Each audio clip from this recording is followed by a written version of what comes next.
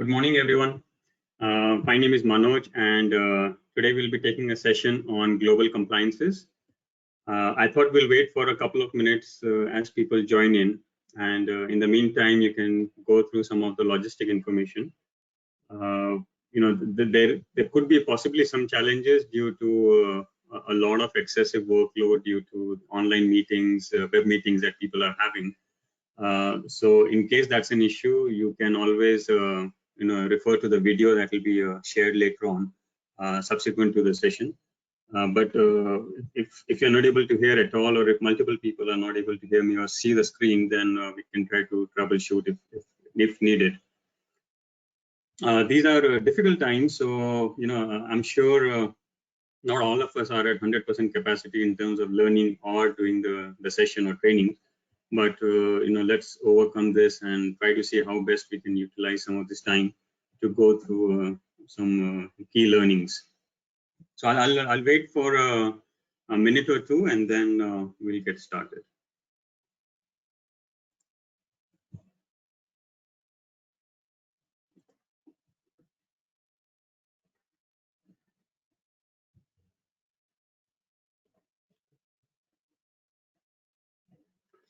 I just want to confirm if at least you can hear me. So maybe anyone, if you want, please just send me a chat message that you are able to hear me and see the screen.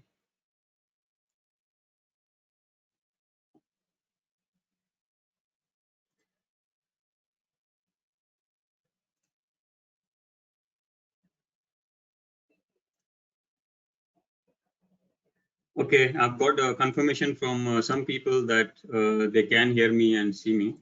See the screen. So good. Let's get started. I think we are all good.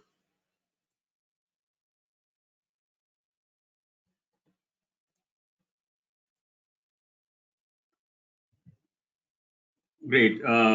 So today the session is going to be about global compliances, and the objective of this session is not to go very deep into a specific compliance, but actually to see what kind of compliances there are, what are the commonalities between the compliances, and why some of these are emerging the way they are, or for the fact that why do they even exist.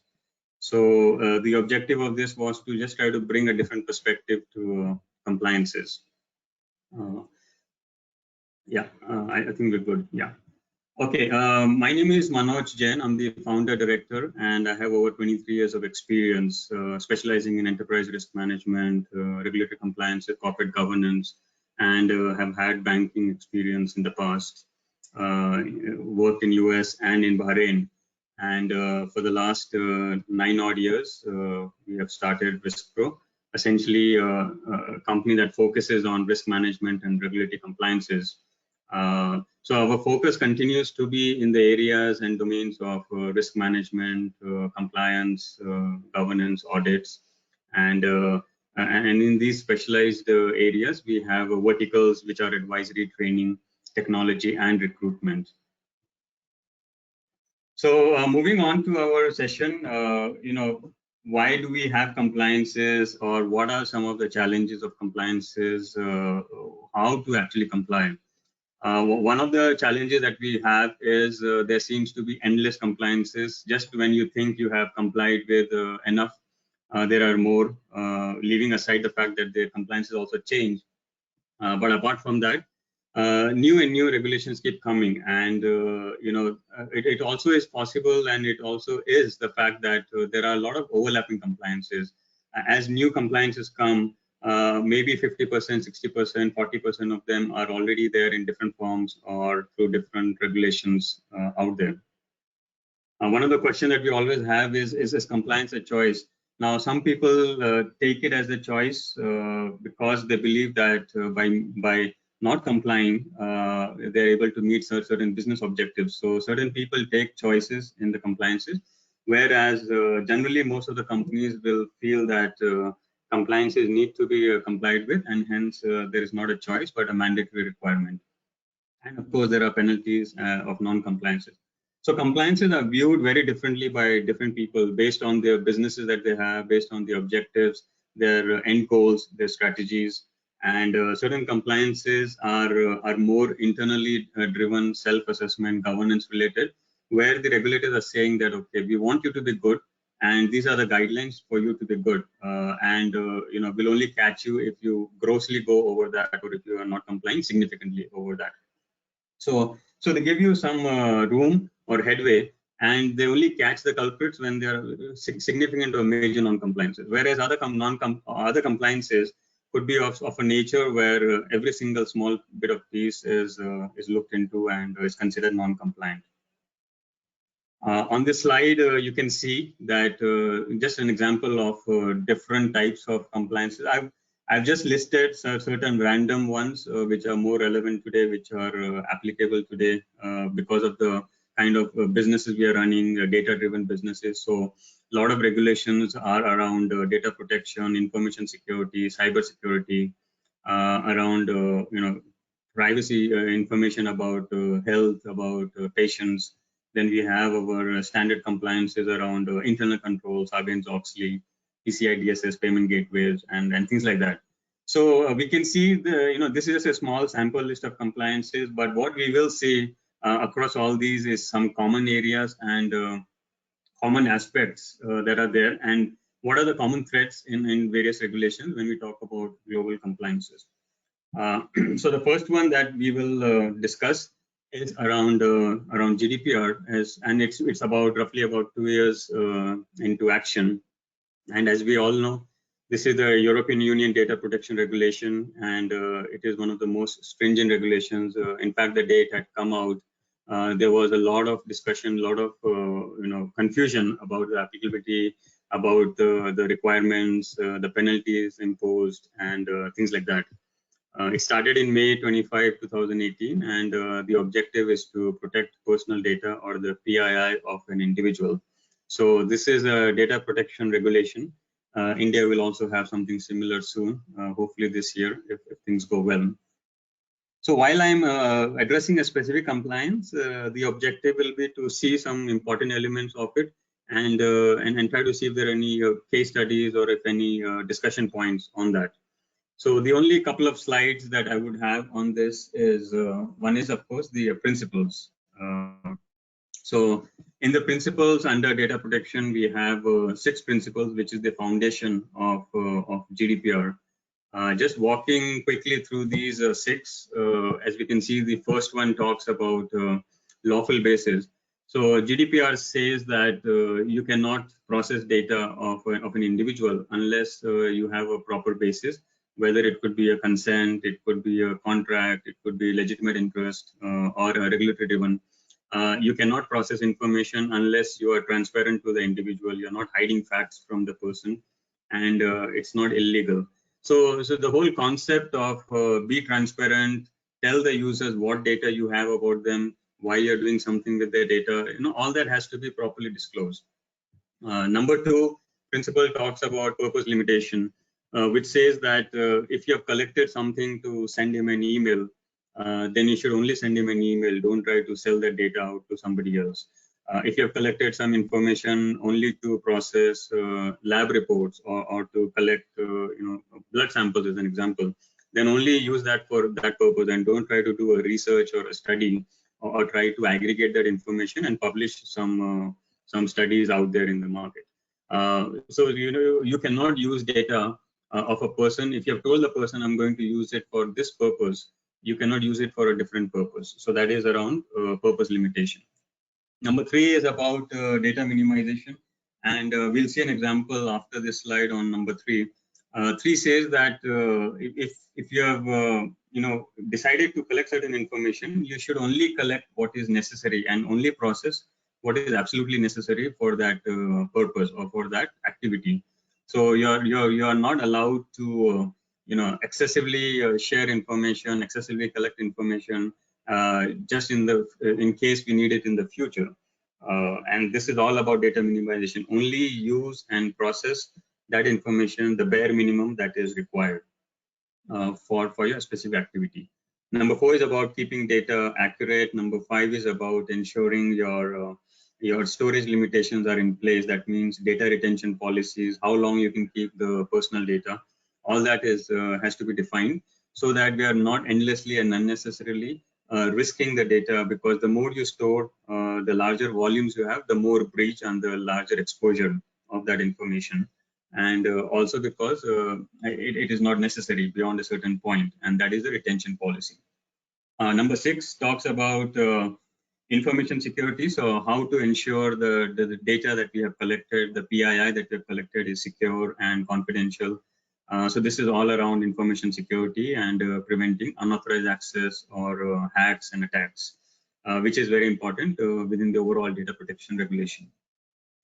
So here, this is the foundation of GDPR. Now, also just trying to take an example. Yeah, I think some people cannot hear me, but I'm sure it's going okay. So on the next slide, we have an example of basically a fine that is there, and the reason I've selected this is because it addresses some very interesting issues. So we'll try to quickly read through all the items, but I will focus on the yellow ones. Just follow through on the conversation. So the Portuguese Data Protection Authority imposed a 400,000 euro fine on an hospital, and the hospital failed on 2 counts. One is that it did not comply with data minimization rule. Too many people had too much access in the hospital system, and information security controls were lacking. So what happened and why did this happen? This is because there was no document linking user profiles and system profiles. The role-based access concept was not there. Only users were created. We didn't group users into what type of users, doctors versus admin staff versus interns or whatever. Different categories of profiles were not created. There was no document defining rules for creating users. So this is all around information security. Coming to the third yellow, the third point, or the first yellow, 9 technical employees enjoyed the level of access reserved for the medical group, which resulted in indiscriminate possibility of such employees consulting the clinical processes of all hospital users.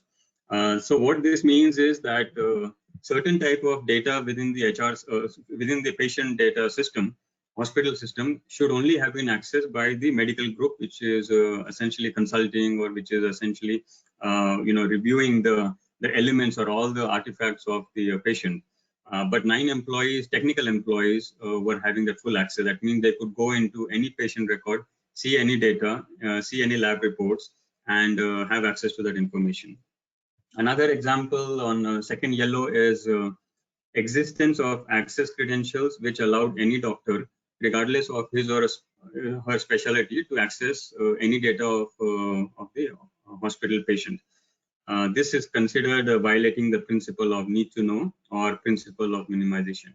So here what happens is the right way to comply with GDPR or any data protection is that if a person only, if there is a cardiologist and he only needs to see patient records relating to his specific domain, that is a better control than giving the cardiologist access to all the information.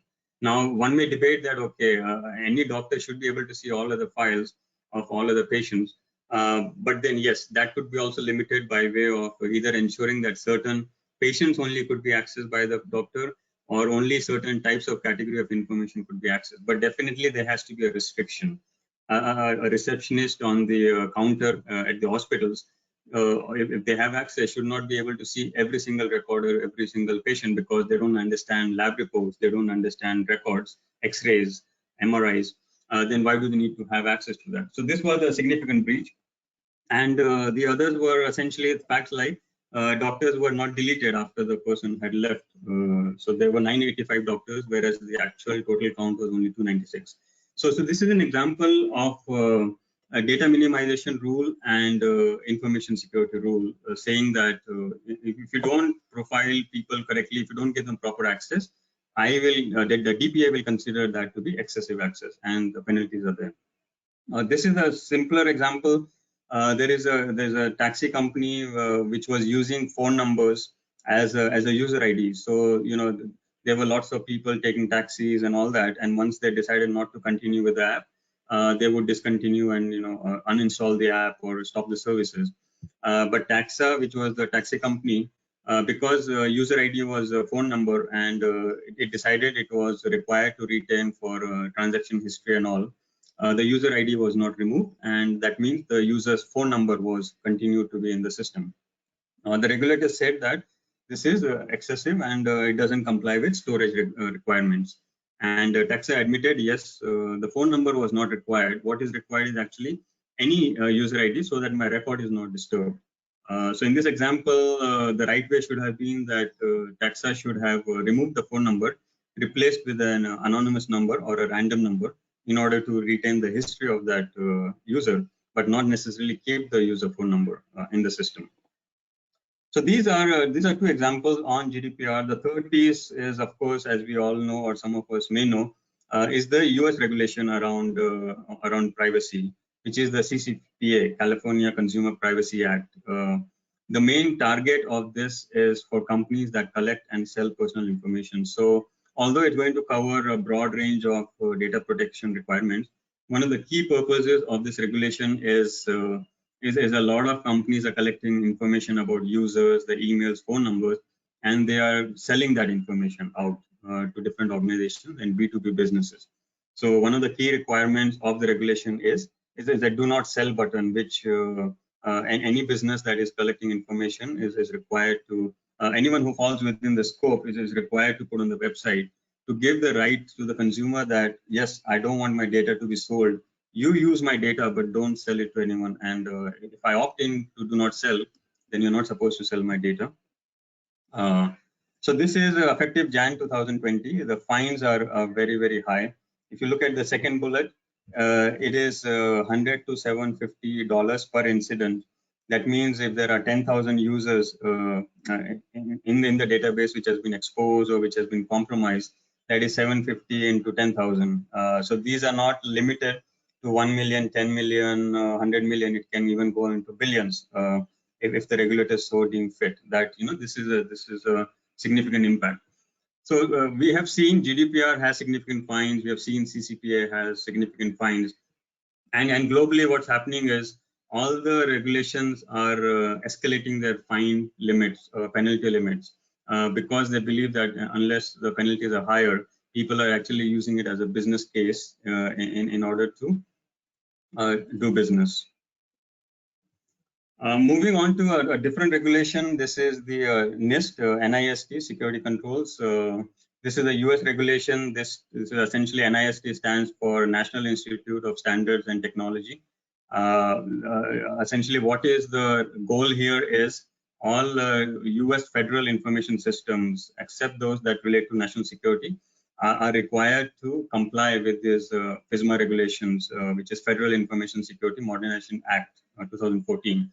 So as part of the FISMA requirement, NIST is a set of standards and publications that harmonizes and brings together all the different things that federal security systems and applications need to have. And these guidelines have become so common and adopted that globally also these are getting used by various regulations and by various organizations in order to bring their systems up to the mark or benchmark against global requirements.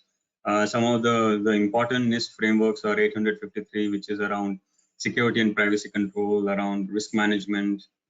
And these are so versatile.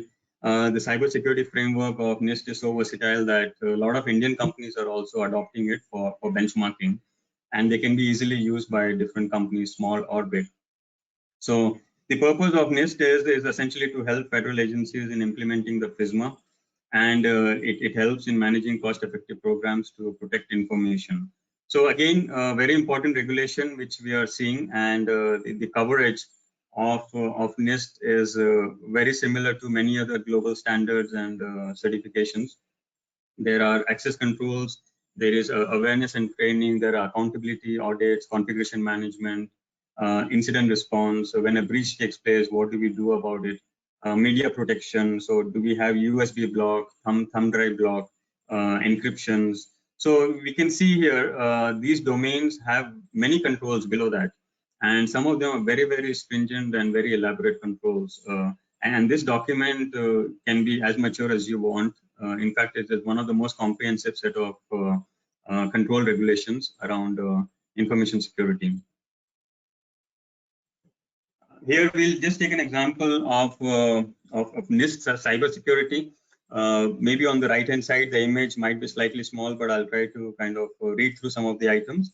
So cybersecurity framework is well structured. It has the standard way of outline, which is identify, protect, detect, respond, and recover. So these are the 5 steps. So what are we trying to do in identify? We are essentially trying to establish the framework, the governance. We are trying to build the risk management methodology, and we are also trying to identify where is our data. So that is asset management. Asset management means where are my servers, where are my files, where is my data, where is my information. Let me understand my scope. Until I understand the scope, I may miss out the implementation aspect. When it comes to protection, then we have access control, we have trainings, we have data security, information protection, protective technologies, all the tools and monitoring tools and techniques that are essentially required to protect the information. Detecting would mean ensuring that we have timely discovery of cybersecurity events. Responding would mean that, okay, once an event has happened, can I come out of it very quickly and then respond and basically recover? So respond, recover. So the whole cycle essentially means that, okay, can I detect, can I respond, and can I recover quickly from that? Then there would be recovery plans, business continuity improvements, communicating internally something has happened, communicating that I have recovered, and things like that. So it's a very, very good framework, and it brings out the key elements that a company should have in order to ensure cybersecurity is achieved or met in the company. And these all standards and frameworks broadly are publicly available. They can be accessed from the NIST websites and then downloaded, which can be used to adopt in the organization. The next regulation we're talking about is around HIPAA, which is Health Information Portability and Accountability Act. This regulation is, let me just ensure, sorry, I just want to make sure because of a lot of issues.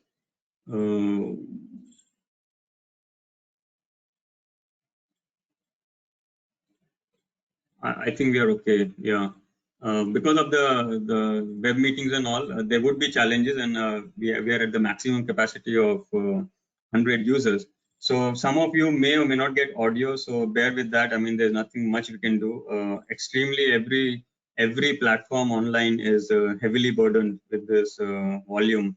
WebEx, it is about 20 times used and all that. Okay, so HIPAA compliance, essentially the goal of HIPAA is to one is a portability aspect to ensure that individuals would be able to maintain their health insurance between jobs, and the second is accountability of these entities who are collecting health information to ensure that the security and confidentiality of the patient data, and to ensure uniform standards for electronic data transmission, for that health information. So the key objective is there is patient data, and patient data is highly sensitive. Even to a family member, it is highly sensitive. So how can an entity and hospital protect that information and keep it private only to that patient without unless there is a consent or unless there is permission to share? This is a very big standard in the US. In India, we really don't have something similar.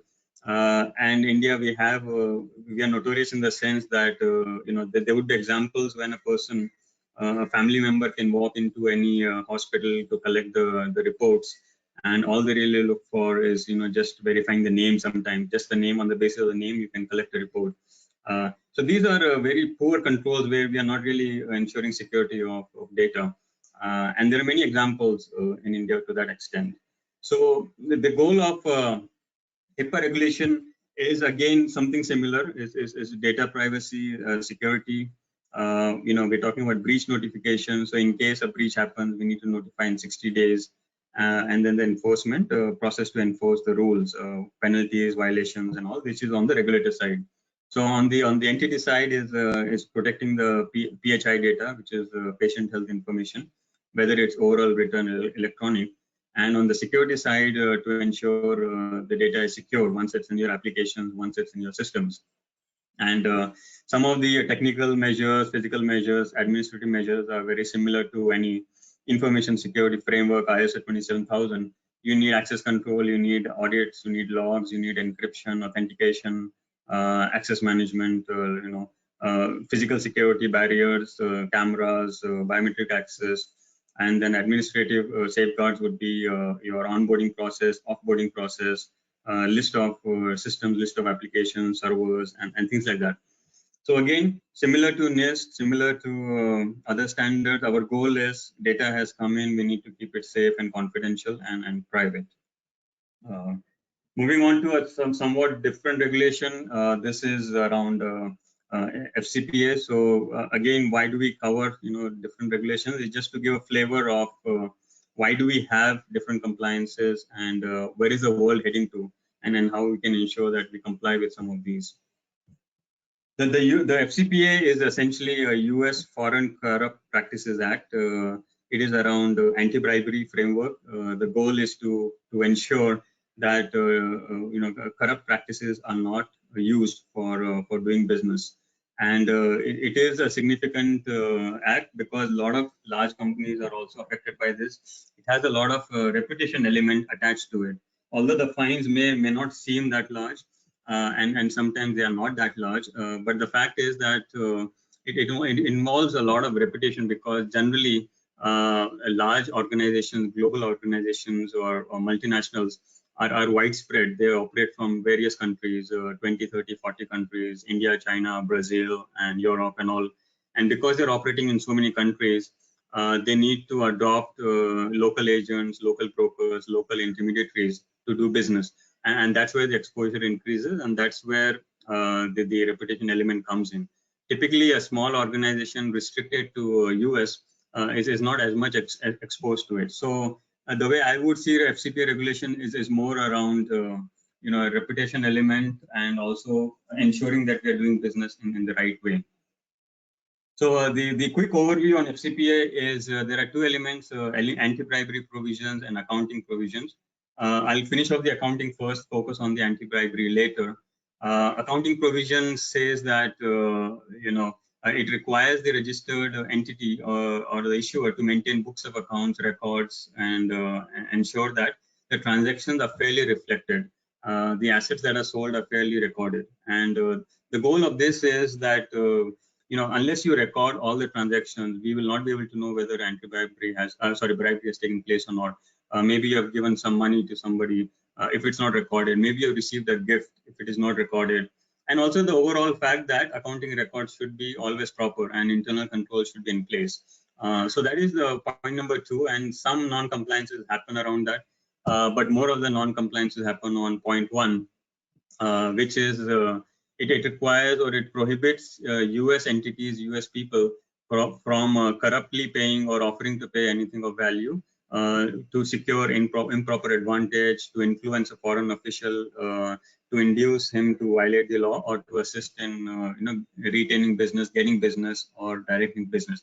So essentially, in order to progress your business, you are doing some bribery activity, either directly or indirectly through a broker or agent, and from that you're benefiting for that.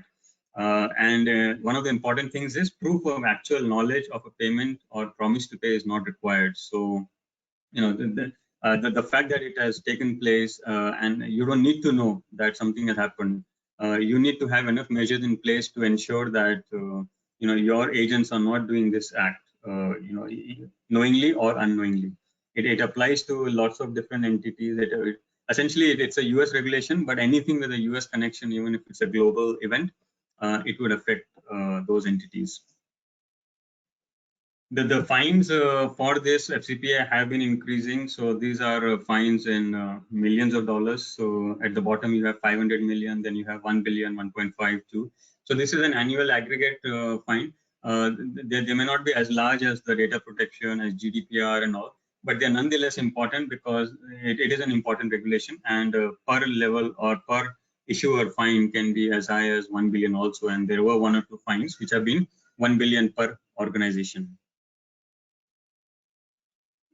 This slide, it will come on your screen very soon, is around FCPA settlements for top 10 regulations or entities. You have Ericsson, you have Telia, MTS, Siemens, Alstom. KBR, Jiva, and all. So you can see one of them has touched 1 billion, which is Ericsson Fine, and many of them have been quite high. As I had mentioned earlier, the fine is one element, the penalty is one element. The other element, of course, is the reputation impact of that incident. At different points, different organizations are getting sucked up in this thing. There are also many regulations out there in the Europe which are equally stringent around anti-bribery. You have the UK Anti-Bribery Act. You also have other regulations. So all the regulations are essentially what they're trying to do is they're trying to ensure a proper playing field for different organizations and to do the business in the proper manner without having internal benefits. In the Ericsson fine, this is 1.6 billion. Subsidiaries were involved in this because it's a global company. Lots of subsidiaries outside of the US were involved. Countries affected were like China, Vietnam, Indonesia, Kuwait, and a lot of third-party agents and consultants were used to make bribery payments to government officials in order to progressively get the business done. The agents were often engaged by using sham contracts, paid pursuant to false invoices, and avoided any meaningful due diligence or monitoring. So the lapses here were the fact that the agents were unethical. They didn't do they didn't do business in a proper manner with a good code of conduct, and also they were falsifying records at their level also, which Ericsson may not have had information about. So these are examples of the kinds of fines and the reasons why the penalties come into picture. So on this slide, you will see a lot of information, but we're not going to read all that information. We're just going to focus on a couple of these points, and then I have a specific point to add to that. So on the left-hand side that you see one of the red points, the third party does not have in place adequate compliance program or code of conduct. So this third party means your agent, your local agent, India-based agent, Brazil-based agent, your clearing and forwarding agent, and all those agents. In the middle, you have the third party previously worked in government at a high level. The third party makes large or frequent political contribution. Third party insists on dealing with governments directly and don't want to involve you as a company. The third party does not have offices or a staff and lacks adequate facility or staff to perform the work. So these are just some of the random examples of third parties. So FCPA is broadly 90% third party issue, because a company generally is not as involved directly, and they always need third parties to do certain governmental work. Third parties is one of the biggest things within this whole system of FCPA. And all these red points that we see are red flags. So if you read through the whole slide, we see that there are different red flags. If we are able to minimize or prevent, then we are actually complying with FCPA indirectly. And that's where a company or an organization needs to focus on, is to look at all these things. Is the agent that I've hired, was he from any government background in the past? Because if he is, he's got a lot of government connections and is going to use that influence to get work done. So why not hire an agent that does not have so much government connections? Your work might get stuck, your work might not be progressive, but then at least you're able to achieve compliance. So these are some of the things that we need to take care of in that specific compliance. Coming to another, it can be a compliance or an assessment certification, is something that that is commonly known, and it's getting more and more common, is the SSA audits, SSA standard. So this is the AICPA requirement or an auditing standard, which is focusing around third-party controls at a vendor, and in terms of information security, in terms of data protection, confidentiality controls. It used to be called SAS 17 in the past, then it went on to become SSA 16, and today it is SSA 18. This standard applies to India quite a bit indirectly, because there are a lot of Indian companies who are doing business in US. And whenever you do business in US, the US companies are always concerned, can you ensure my data is confidential, it is secure. We make a lot of SaaS platforms. We have a lot of online softwares where a lot of data is coming in of clients, of end users. We have messaging apps. We have software development, applications, maintenance, database administration services. So all these companies that we have in India need to ensure that their controls are good, because if the controls are good, that's when clients in the US will feel comfortable and will do business with. So why SSA audits are required? So this is very simple. US client will engage an outsourced partner, which may be called an Indian company. The US client shares a lot of confidential data with Indian company. It could be payroll data, it could be accounting data, invoicing, AP, AR. All that data is coming into the Indian systems for processing. So the US client runs the risk that data shared may be breached.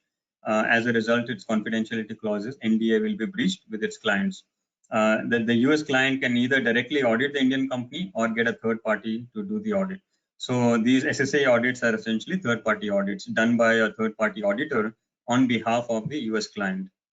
So this is an example of another type of compliance or a set of standards or controls that are essentially required at organizations.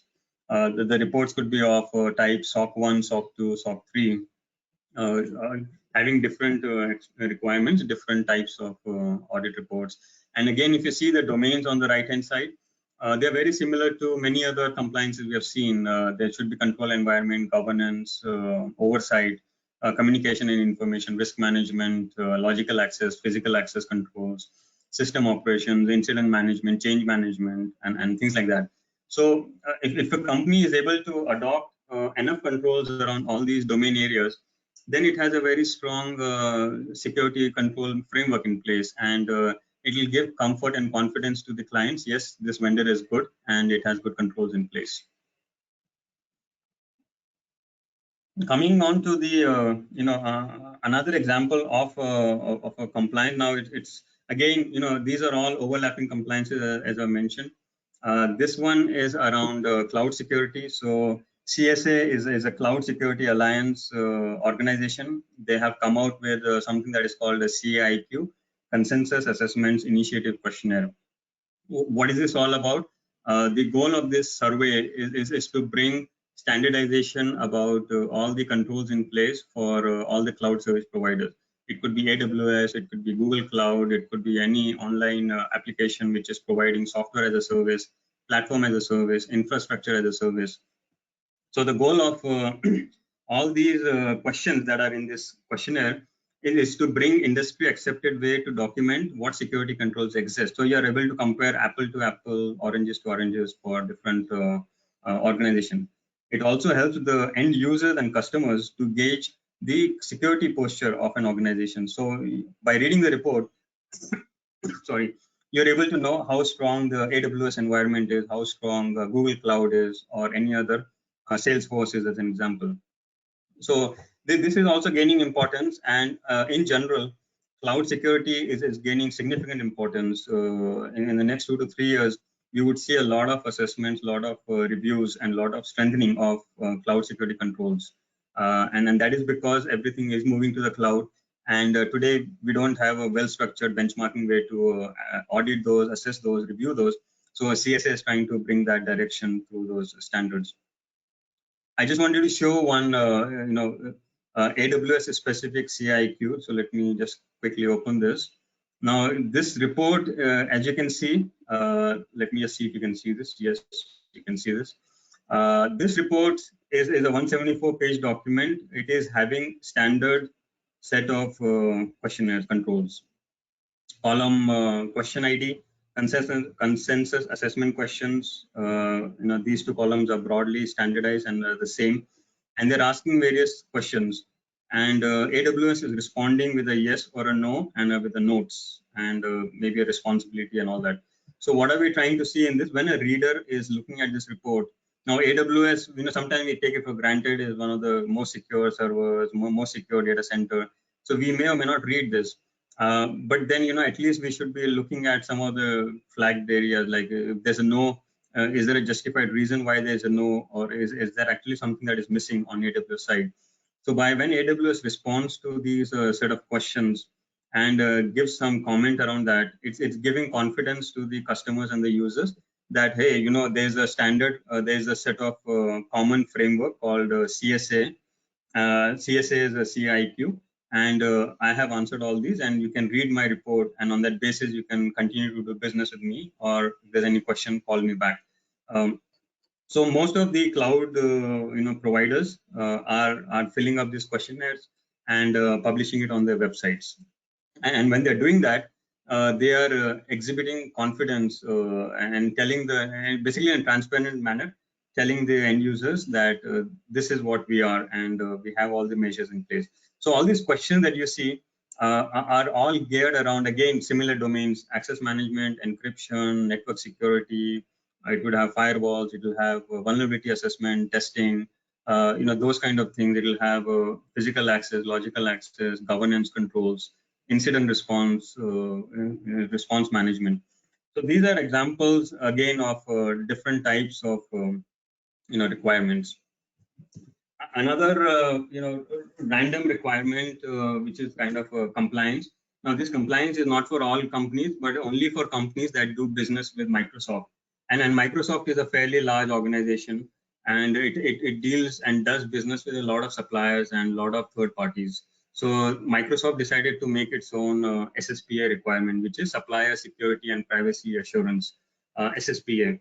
And what it says is that every organization that is doing business with Microsoft will at some point be given an assessment or a questionnaire called SSPA or a DPR assessment, and the vendor has to then certify either through an external audit or even sometimes self-assessment based on the nature of the business. And they have to tell Microsoft, yes, I have this control, I have this policy, I can protect your data, I have data protection regulations, I encrypt my data, and things like that. So why do we even consider this as a compliance, or why is this even in this discussion today? The fact is that certain compliances are even organizationally driven, and because of the nature and the size of the person driving this or the business driving this, they're actually controlling a lot of third parties into this compliance. And by pushing compliances of the vendors, indirectly the whole ecosystem of the global companies is getting heightened or increased. So this is a good way. If Microsoft is able to push every single vendor to comply with good data protection, information security measures, then all those 1,000, 2,000, 10,000 companies would have good measures, and they are already indirectly compliant with ISO 27000, sometimes with GDPR, sometimes with your NIST cybersecurity and other standards. So this is an example of how a company can push its vendors for complying. Now, coming to maybe I think the last regulation, which I thought was also good to discuss, something different, is the fact that if you see on the screens, sometimes when we are browsing the web, the internet, videos and all, we might come across some of these messages saying that this content is not available in your country, or this has a service area restriction, you are not allowed to view it here. You're not from the country, and things like that. So why do we have these pop-ups, and why are certain services restricted? And they are restricted because they are blocked. And essentially, what companies are doing is they are doing geo-blocking. That means if you are a person in US, you can see all the content of a particular online company. But if you are in India, or if you're in Brazil or in Zambia, then you cannot see that data. And you cannot get benefit of that service. So that is called geo-blocking. They block based on the country or based on other parameters of that inquiry, or that, sorry, the visit, IP visit. There could be two types of blocking. Certain blocking are justified geo-blockings, and there could be unjustified geo-blocking. Justified would be that you have a reason for blocking. You cannot supply goods to maybe certain countries, or the cost will increase. So your pricing has to be different in US versus India. The good may be the same, but I have to price it differently because it has to go to an international country. So geo-blocking can also mean different prices, different terms, availability of service, disruption of service, or redirecting of people from one website to the other. So when I say geo-blocking, I just don't mean that service cannot be availed. It may be availed, but at different pricing or detrimental to the foreigners versus a specific set of customers. Unjustified blocking is when So why I have EU customers on this right-hand side is because this is EU regulation that I have picked up for discussion. So the EU regulators are saying that all the unjustified blocking should be stopped. If it means that we are segmenting the market, and if it means increasing profits at the cost or at the expense of the foreign customers. So anyone outside the EU region, if they are not, if at their expense the companies are benefiting, then this is not allowed. And some of the examples that we can see of geo-blocking. So I have two examples, but we can at least get an idea of what geo-blocking is and why these are not really good in all cases. So on the on the left-hand side, we see that UK online sales and payment. So what we're trying to do here is, if I am in Spain and I am shopping online and come across a wine which is cheap in France, and I wish to shop for the same, but the site gets redirected to Spanish. So I am a consumer in Spain. I find that the wine is cheaper on the French website of the same company. So the company has different websites based on the locality and the countries. The same product is available at a cheaper rate in France, but because I'm in Spain, the company or the system automatically redirects me only to Spain and does not allow me to use the services of France. So this is one example of geo-blocking or redirecting. Now, whether this is right or wrong, this is based on the facts and circumstances. Now, looking on the left-hand side, if I'm a US citizen and this is a service, so it could be a video streaming service. So if I'm a US citizen and I have logged into my account, but I am currently in Thailand, then what Netflix is showing me is all the content that I can consume in Thailand due to the local regulations. So maybe it could be relating to political videos or anything that is allowed or not allowed. So those filters are applied to my services, and then I can only see and consume that information. So the question is that if I am a US paid subscriber, then should I be able to see all the content or only the content that should be there in Thailand? Again, we are not debating the right or wrong, because each one of them has different specific requirements. But the point here is there is a regulation out there to prevent and protect this. So the reason why we have this slides is because there are regulations for every single random thing out there by some country or the other. And all that is there is because it is trying to protect the consumers. It is trying to make sure businesses are standardized, harmonized, and are doing business in the right way. So geo-blocking is a method used to block content, limit the access, redirect users. It obstructs website access and content based on user location. Some of the valid reasons why we should do geo-blocking and it should be allowed is because someone who is selling the content does not want the content to be consumed elsewhere. So the licensing agreement will restrict that, or maybe it's a censorship issue, the age of the user. Maybe some countries allow 16 years to access certain sites. Some countries will allow 13 years. So the censorship issue comes in. So these could be some of the valid reasons why it can happen. But more and more, they are actually not valid, and they are actually discriminating a set of market. So EU came out with a regulation on December 3, 2018, and it is now effective. And it's called the Geo-Blocking Regulation. It prohibits discrimination of consumers based on their nationality or place of residence or establishment. And it essentially tries to bring provisions around the fact that consumers cannot access websites. Consumers can access the website but can't purchase. Consumers can only pay with a debit card or credit card of a certain country. So it brings regulation. It brings certain expectations from online businesses that these are the things you can do, these are the things you can't do, and you have to comply with them. Otherwise, there is non-compliances and penalties. So I think that's about it. The final message, I think, on this slide is that we have to find the weak links. There is a lot of compliance discussions we have had, and many of them you will see also has an element of third party in it. There's always a vendor involved, there's a third party involved. Somewhere in the whole chain, there is a weak link, and that's what we have to find out. Globally, a lot of compliances also have, every single compliance has an element of third party in it, and trying to ensure, because while you can ensure your business, unless your third parties are compliant, whether it's an FCPA, whether it is GDPR, whether it is SSA, HIPAA, there is data going out of the company into another company, and that company has to be equally compliant. Otherwise, all the non-compliances come back to the main organization. So that's the underlying message. And the other underlying message is that many compliances are overlapping. So you should not be doing compliances in isolation. You should look at a broader set of compliances and try to see if you're able to achieve compliance for many of those and strengthen the procedures. Quick overview about Riskpro in just wrapping up. So these are some of our services, and we do SSA audits, we do GDPR, we are helping companies with India data protection, 27,000. So these are just examples of services that we do because the businesses are moving in that direction, and a lot of global companies need the support. Indian companies need the support, and that's where we are trying to bring some level of support to the organization, is to tell them how the compliances can be met. So if there are any questions, happy to take them now. I'll maybe open up my question panel. Otherwise, you can always drop in a note. We can respond back. And I hope the session was relevant and useful, because the goal was to cover some random different set of compliances and tell you why they are there, why they're important, and where is the world moving towards. And a lot of these compliances will come into India and will come in similar fashion, similar forms. And that's when Indian companies will be struggling a little bit more.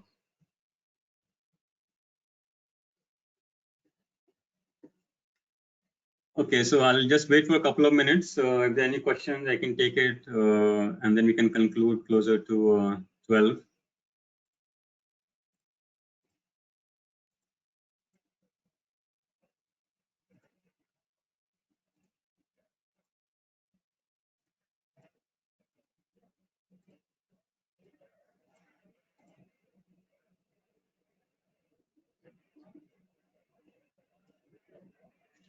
There's a question if you can share the PPT. Yeah, I mean, if anyone wants that, we can do that. There will also be a video recording of this by default, and those recording links will be shared so that you can maybe see it again or refer to it in the future, or if you want to pass it down to someone, they can also have a look at it. So yes, that is there. How do you see Indian companies adopting it? How would be governance to all the data protection and other risks would be governed? So yeah, good question. I think Indian companies, some of the Indian companies are forced into these compliances, because when FCPA comes in, for example, Walmart comes in, then Flipkart and others, or any entity, any vendor of Flipkart, Walmart, JV has to comply, because they're given at the point of onboarding, they're given a form of code of conduct about FCPA requirements, anti-bribery requirements. So some of the companies will be forced, but any company which has no connection to US or global businesses, they will not be affected so far, and they will only be affected once once India comes up with their set of regulations.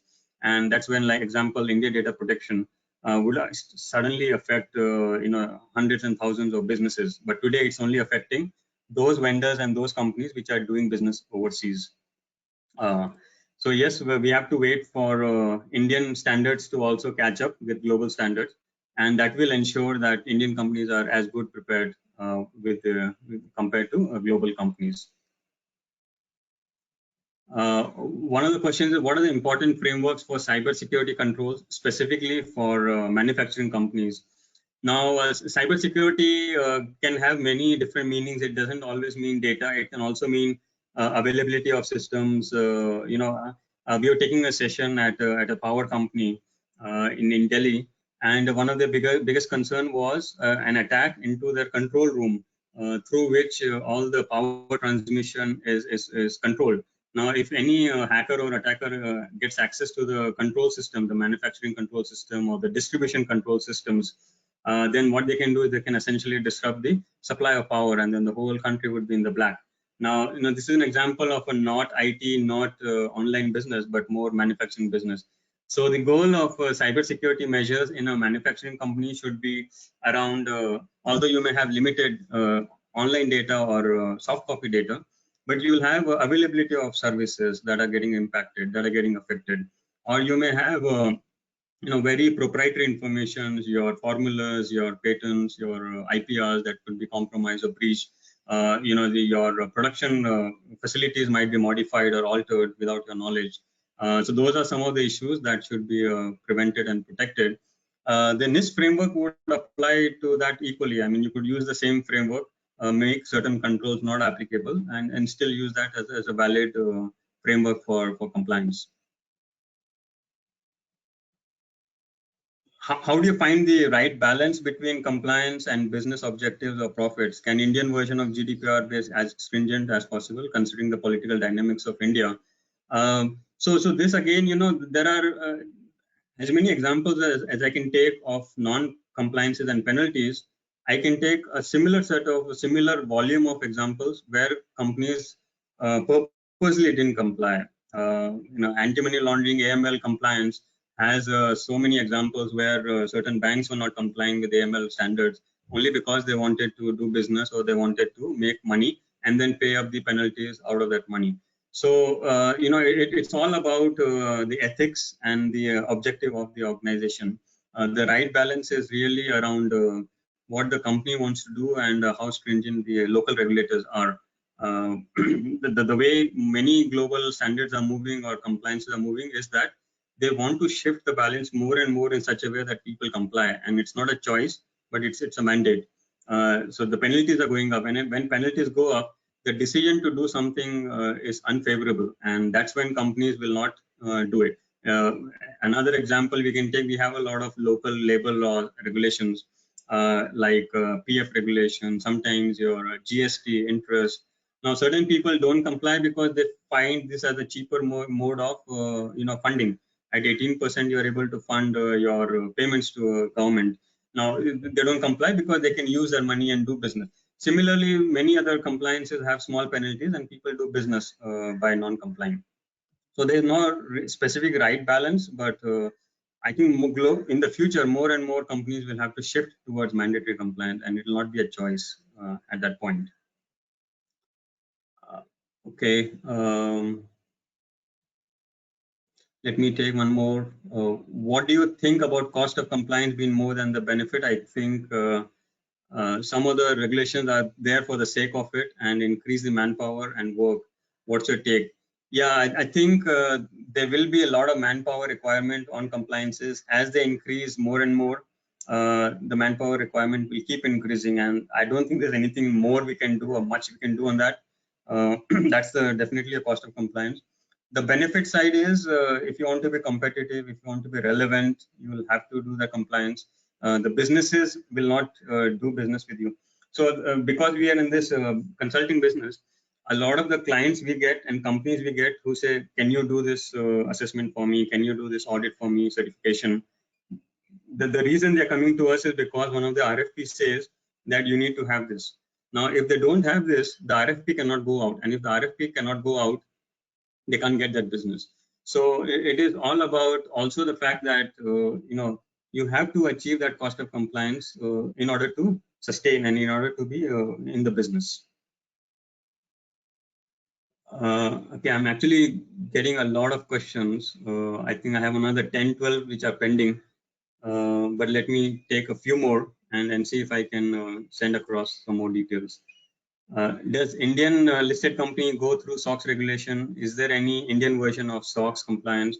So the Indian version of SOX compliance is your internal financial control, which is applicable for a certain set of companies.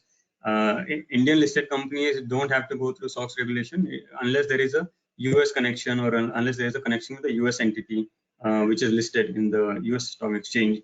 But the SOX compliance standard and framework can be used by Indian companies to strengthen their internal controls. But yeah, India has its own version, which has come out recently. Okay, just a second. How to address confidentiality of data security when it is shared through VPN or even through TeamViewer or any desk? So this question was asked, of course the person is not there, but I'll still answer it. So essentially, confidentiality of data is a highly difficult or very difficult if it is through web sessions, web meetings, through VPN or any TeamViewer. The fact is that if you think the data is highly restricted, then we should be blocking all those sites, all those services which can do screen sharing, print screens, copy paste, and things like that, or sharing the information outside. Because I can very well share my screen and then just to page up, page down, and relay all my information to some other party or maybe someone at home, and then they can just copy that information through print screen. So all the controls, whether it's a VPN issue or a remote access issue, the goal or the control measure will be that how can I ensure that companies are not allowing users of specific types to share specific type of data outside.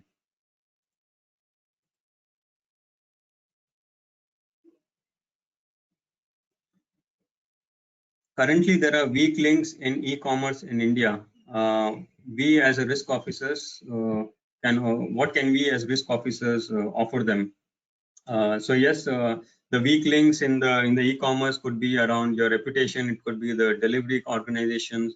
It could be the background verification organizations which are verifying the delivery people. It could be your vendors. It could be any other intermediary involved, the warehousing entities and all. These weak links can be in the form of business disruption, can be in the form of customer complaints, reputation issues, frauds, and things like that. So all the weak links are addressed through various standards in very similar fashion.